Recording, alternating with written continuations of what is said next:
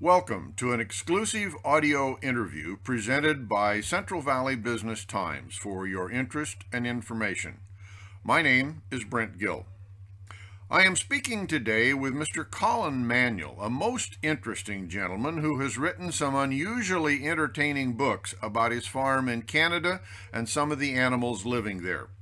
He writes from the point of view of the animals, thus making his tales both very entertaining as well as quite real. And a very good day to you, Colin. Tell me exactly where in Canada do you live, and what are the weather conditions there today? Well, we live near Rocky Mountain House, west of Red Deer, which is sort of basically in the beginning of the foothills of the Rockies. And talking of weather, we are blessed today. It is somewhere around plus 10 Celsius. We have snow on the ground, but it is delightfully warm, and we are not complaining. No, I'll bet you aren't complaining about spring-like weather. Tell me, Colin, how large is your farm, and what kind of country is it in? We are down to 160 acres or 1/4 on the farm because we have been slowly getting out of the business. Not because we can't handle it anymore, but because age is a terrible thing. We did have 320 acres, and we rented probably another 500 or so. We still rent a bit of land to pasture the cattle, but we only have 49 head left, where we once had 160 to 170. So that gives you an idea where we're at. We're winding down. And there is a possibility in that connection where there may be a fourth book to join the trilogy, because if you know about the trilogy, the last book is called Down to the Last Quarter, which is where we're at now. And maybe there has to be a book on the acreage, but we'll get to that sometime down the road. As for the country that it's in, we are in fairly rolling country, very good soil. We have plenty of trees. We have moose in the winter come by. We have the general wildlife, coyotes and that sort of thing. And we tend to think that we need to live and let live. Coyotes do a job as long as they don't pester our stock. We leave them alone, and they leave us alone. Yeah, I understand, Colin. Have you lived in Canada all your life? No. We were born, both my wife and I were born in Kenya in East Africa, both on farms, and we both went to school there. But what happened in Kenya was that the country was granted independence from Great Britain in somewhere around 1964, I believe. And so the farmland was basically given over to the indigenous population, and we moved out. A lot of our friends went all over the world. Felicity's brother is farming in Zambia now. My sister and brother-in-law finished up in Brazil, and then from there finished up in Texas. We, of course, went to Canada in 1975, and as far as I'm concerned, it was the greatest decision we ever made. Obviously, between that, I did some university in Britain. Felicity did some training in Britain before we met. I actually taught school in northern France for a while as part of my degree, because French was one of my first prime subjects. That's interesting, Colin. At least one of your books follow the life and times of one animal and the other critters they interact with. Tell me a little more about your books. Do they all follow the same format, or are they different? Actually, only one book follows the life and times of an animal, and that is the story of Lucky, a cow. The other three books are a trilogy that follow the story of a retired policeman and his wife who decide to go farming. And because they're neophytes at the game, all kinds of things happen to them that cause a great deal of merriment for the locals. I have to say that all the stories in these books are based on stories that we've heard from neighbors and friends, and I would also admit that I could never imagine or dream up some of the situations that I describe in the books.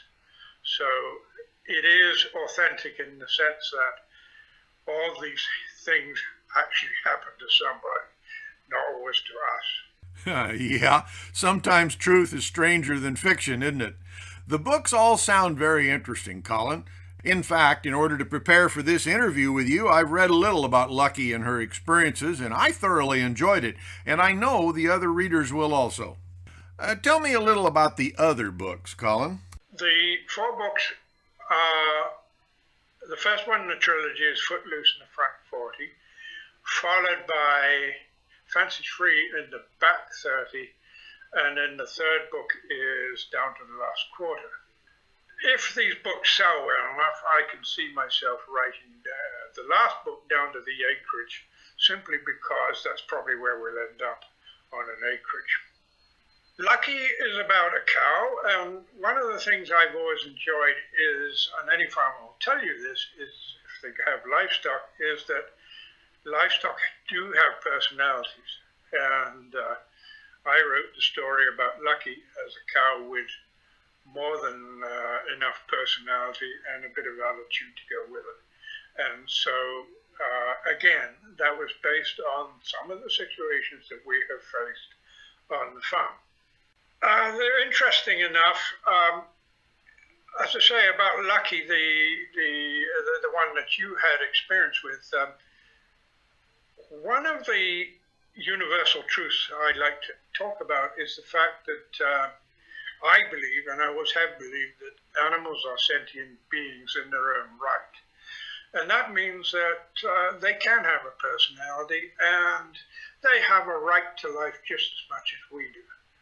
Unfortunately, with factory farming, that aspect goes somewhat out of the window, whereas the small-time farmer treasures his animals, bonds with them as much as he bonds with the soil. And there's the difference. And I think that's something we're starting to lose as we get bigger and bigger. Boy, I couldn't agree with you more, Colin. We'll talk a little more about the books in a minute, but let's find out a little bit about you first. I understand you were once a high school teacher. Where was that? When we came to Canada, I decided that I would get a teaching diploma out of the University of British Columbia. And then I started teaching in Castlegar, British Columbia. And then I needed a piece of land. Like every displaced peasant, I needed some place to call my own. And we decided we'd come to Alberta, and I finished up teaching in Sundre, and then in Caroline, and then in Rocky Mountain House. The area that I worked in was primarily French, because I speak French as a second language, other than Swahili, which all of us spoke in Africa. And I also taught English. I taught all sorts of English and all sorts of social studies from grade 1 through 12. So I really enjoyed those years in teaching, because you really get to know kids, particularly in the smaller schools where kids become family. And for example, in Caroline, that led to the situation where we actually took students both to Quebec and to France as part of the educational process. And that, for many of them, changed their lives. Colin, you've revealed to me that you came away from your teaching experience with an impairment in your hearing. Now, I know kids can be loud, but that loud? How severe is the hearing loss, and what in the world happened?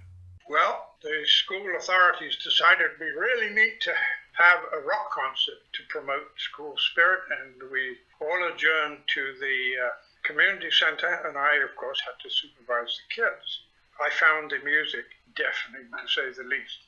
Then what happened is that the band thought it would be really cool to take a few students up onto the stage and have them prance around.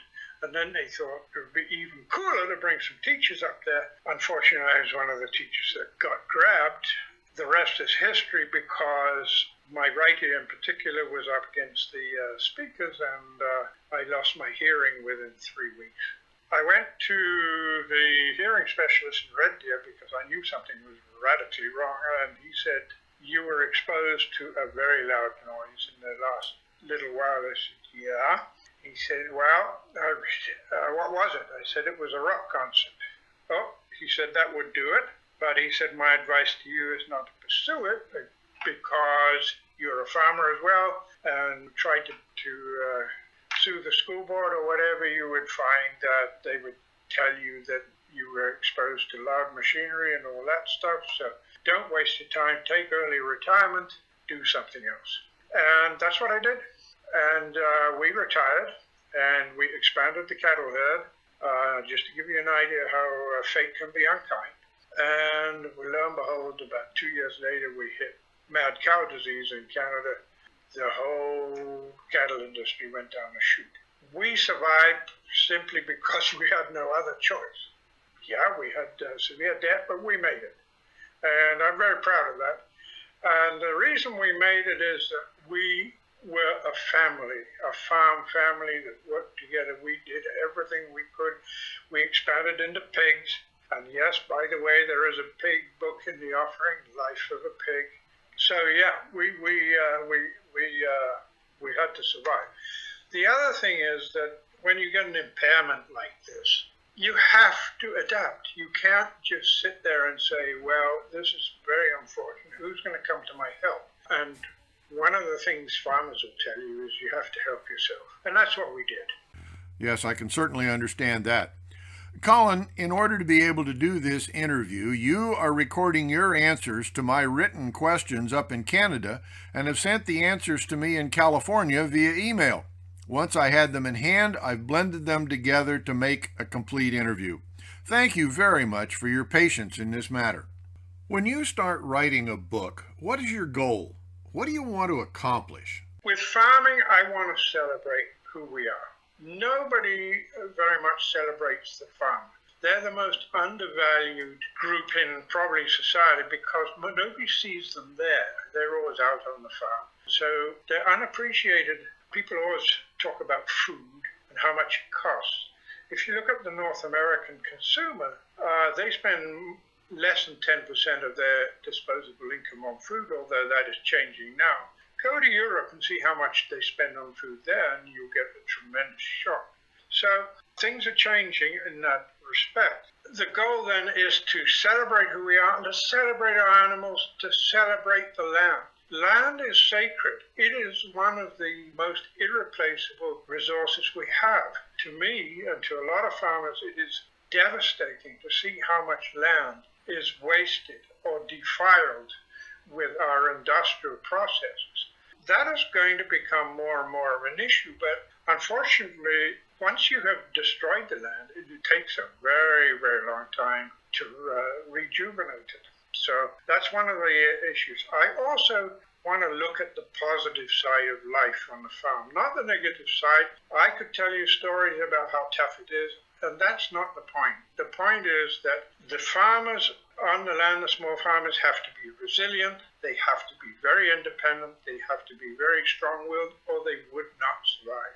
If you look at farmers today, you will find that most of them are very, very strong-willed people, and that's a good thing.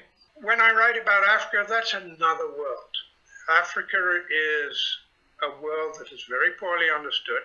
We tend to judge other cultures by our own culture, and we tend to look at those cultures through the prism of our own culture. So often we miss the point.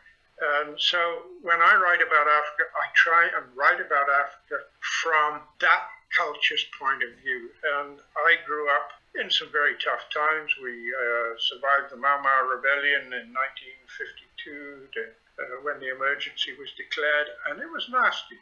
But I understand why the Africans did what they did, and I understand why the dynamics of the rebellion happened. So my first novel deals with that from the point of view of the colonial European and also the black man. Your writing is not only entertaining, but in my observation, it's both factual and actually quite educational. The writing may be entertaining, but it is factual. And I try to be factual because I want to be authentic. As for being educational, if somebody can re-evaluate their position on how they see animals, how they see the land, how they see farmers, that's good. That's educational because it means that we are changing somebody's opinion. All too often, farmers are dismissed as not doing very much for society. I think that needs to change, particularly for the small-time farmers. I sure can't disagree with that. Life on the farm is not always all happiness and light, though it is indeed rewarding. When you start to write, is there some sort of universal truth you want to record for your readers? Yes, there is. Again, I've mentioned that land is sacred, animals are sacred, they have a life. One of the other universal truths, too, is the fact that I think people tend to regard death as something separate from life. We see death as part of life. It's part of the cycle. We've seen it many times. We have seen birth many times. We realize that both ends of the spectrum are sacred in their way. When an animal passes or when one of us passes, that is not the end. That is simply a moving on, in the same way as birth is a moving in. And that's one of the universal truths that characterizes everything I write about in terms of the farm. Farming in the U.S. is a tough thing. Is it any better in Canada, where you have to deal with snow and long months of cold weather? Farming anywhere is tough. We farmed in Kenya. The challenges are entirely different. For example, if you have any cattle that are rustled, you only have a day to catch them, because if the cattle happen to travel through land that is contaminated by East Coast fever, they will be dead within a week. So there are challenges everywhere. In Africa, you face drought, constant. My brother-in-law in Zambia has been facing a horrendous drought this year. This is what happens. In Canada, we have snow. We, a couple of years ago, had all the machine sheds fall down with the amount of snow that was on the roof. What do? You can't just lament the fact that the shed fell down. You have to rebuild. So, yeah, the cold weather presents challenges, particularly when you're new to the game. When we first arrived from Africa, the cold took us by surprise. We had no idea what to do with frozen waters. But one of the things you learn in our game is there's always a neighbor, and he's always willing to help, particularly in bad times. Now, with all that said, why would anyone of sound mind and reasonable intellect ever go into farming today? What does it offer to you? Well, you have to be missing something to go into farming. I think you have to have a couple of loose screws, but apart from that, you have to be very self-motivated. You have to have a strong will, because nobody is going to come to your help unless you play the game and become part of the community. One of the themes that comes through my writing is the strength of community. We have been extraordinarily lucky with the neighbors that we have, and even today we do things together. For example, this Saturday we vaccinate our 49 head of animals, and we have neighbors coming across to help. And it's done in a couple of hours with very little stress to the animals and very little stress to ourselves. That is what is meant by getting together. So what does it offer us? It offers lifestyle. It offers a lifestyle where you invest in other people, you invest in your animals, you invest in your land. And so what ends up happening is you bond with the land, you bond with other people, you bond with the animals. And that is what is being so badly lost with factory farming, because you cannot develop that kind of bond when you just do a 9-to-5 job. In your opinion, is there a place in today's high-tech world for the small family farm? Yes, absolutely. But one of the things that has to happen is people have to understand that big is not necessarily better. Go to Europe, look at the size of the farms, look how efficient they are. come to Canada, look at the size of the farms. We have much bigger chunks of land, but something is going badly wrong when you consider the average age of the Canadian farmers around 57 and going up. Young people are not going in because they cannot afford to go in.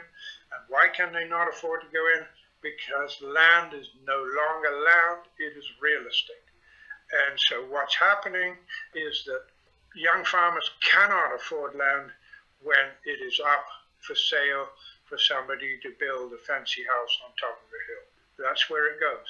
And suddenly land that would normally be producing a lot of surplus food, if not for the home society, then for export, that land is taken out of production because somebody decides to have a retirement home there and rent and use the land for a few horses.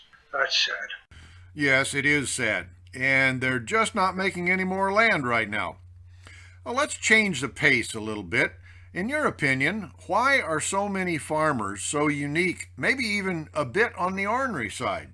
Yeah, I guess I'm a bit ornery too, but one of the problems is that you deal with ornery animals, and so you get ornery back. We also deal with ornery people, particularly when you're dealing with government officials who don't understand why the ear tag fell out of the cow or something like that. So a lot of farmers are perceived as ornery simply because they tend to speak their mind. I know I've been accused of being horribly forthright too many times in my life. I just shake my head and move on. C'est la vie. Indeed, Colin. C'est la vie. Let's explore your writing efforts a little more. Are the books you've described here your only published books, or are there others? Yes. We discovered Kim Staffland and Polish Publishing Group through a friend of mine. Prior to that, I had endeavored to get books published, but found that it was a market full of sharks. Kim enabled us to start out, and we fooled around with the first book, and it was so well received, we took a chance on the next and the next, and that's where we're at today. We now have 4 books on the market. They have been very well received, and we're very grateful for that. Because what it tells us is there are many kindred spirits out there. And even if you don't live on the farm, most of us have had some experience with the land, or you find the land itself is in some way romantic. Hopefully these books echo that sentiment. The books on Africa are not sentimental. They are fairly graphic, because Africa can be fairly graphic. Yes, we've had experiences with wildlife, we've had experiences with insurrection, we have had experiences with all sorts of things. Whether those books will ever get published, I'm not sure. We will see. They were the first books I wrote, and they've been sitting in my desk drawer probably for 20 years. We're having a re-look at them, and we'll see whether we go with them or not. I also do a lot of poetry. That's been there for years and years, and I have a couple of books that are kind of epic poems on an African theme. Haven't re-looked at them for probably 15 years. We'll see where that goes to. We have a couple of extra books, one on the life of a pig and one on the life of a farm dog. I'm not sure whether we'll pursue that again. This is an expensive game. Unless you can cover your costs, it gets a little bit difficult to justify what you're doing. Your stories are certainly entertaining, but are they telling a tale about something that you have observed, or are they how you think things might have happened?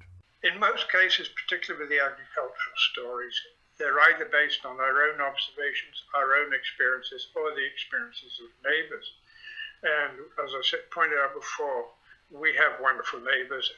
We have had the most wonderful life in Canada since we've been here. We have been accepted really loyally into the community. I've taught so many young people in the community too.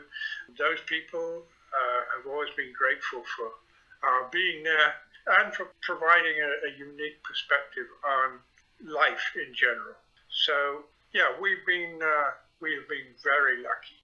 Listening to your responses, Colin, it appears to me you've made your own good fortune. Are there other books pending or wandering around in your mind? Yes, absolutely. I'm working on another African one now. Whether it'll ever hit finished button, I'm not sure. Writing a book like that is kind of like falling off a cliff every 2 days and then trying to remember what the plot was and who was doing what, but I'm having a ball with it. We'll see where that goes. If listeners are interested in reading your books, how do they go about buying them? They're available online. They're also available on our own, through our own email. You can order through Colin Manuel at hotmail.com, or you can go online and PPG has the facility available to get a hold of any of the books that we have written. Do you sell your books in other places or in other manners? Yes, we sell at the farmers markets, particularly in Christmas markets, and we've had a ball doing that. We've met all kinds of people. Many of them are repeat customers now. They keep coming back and they all have to tell me their story. Do you know that story about how to get out of a tractor? I have fallen out of my tractor 26 times because they do not design ladders to get out of a tractor for normal people. And seats are the same thing. So, yeah, we've heard it all. People identify themselves with animals we've talked about, with neighbors we've had. The one thing that I really enjoy about selling books is the fact that people resonate to the stories. When people come up to talk to you at these markets, what kind of questions do they ask, Colin? You wouldn't believe the questions they ask. They ask questions like, can we buy a tablecloth? Can we buy the picture frames that the sample illustrations are in?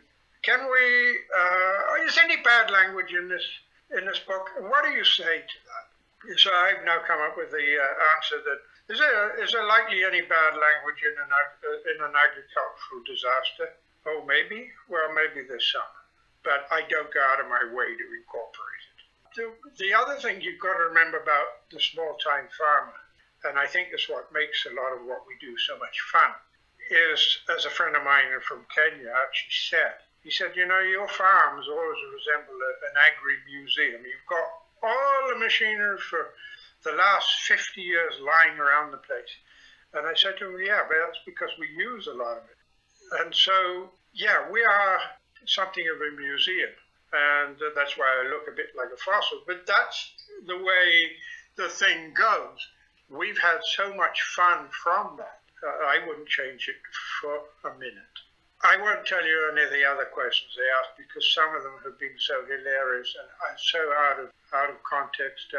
One guy accused me of being totally unprofessional because there was a picture of Sabine, the wife of the husband, delivering a calf dressed in a clown suit, and he insisted to me that, you know, I'm a professional and I have never seen it. That would never happen on a farm. This is absolute rubbish, nonsense. You can't have that. I said, why don't you read the book and maybe you can see it could happen, because that's one of the incidents that actually did. Farewell. What else do you say? I would like to say at the end of this, I'm very grateful for both the efforts of Kim and Brent for doing what you're doing. If one more person enjoys one of these books, then that makes me very happy because that's what it's all about. Thank you very much, guys. Well, you're very welcome, Colin, and thank you. And thank you very much to Kim Staffland, the publisher at Polished Publishing Group, who provided vital assistance in production of this interview.